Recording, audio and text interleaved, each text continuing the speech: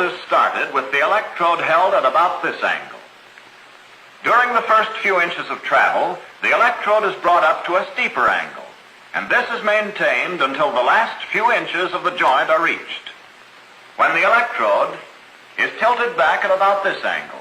This is done to overcome the effect of arc blow.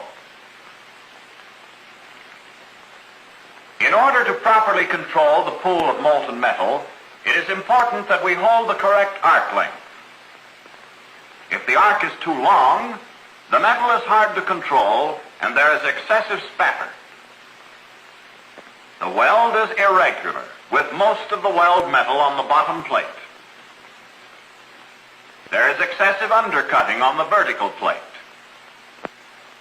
If the arc is too short, it is hard to maintain a continuous molten pool, and slag and gases are likely to be trapped. The weld is irregular, with slag inclusions.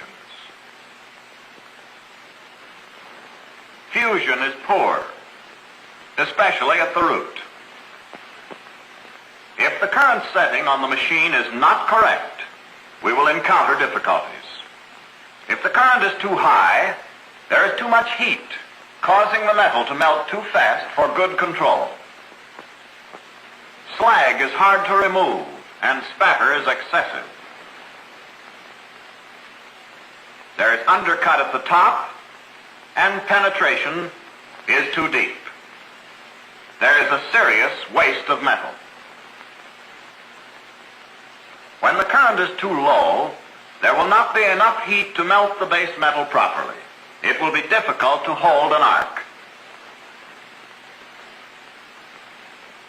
The weld is irregular, with slag inclusions.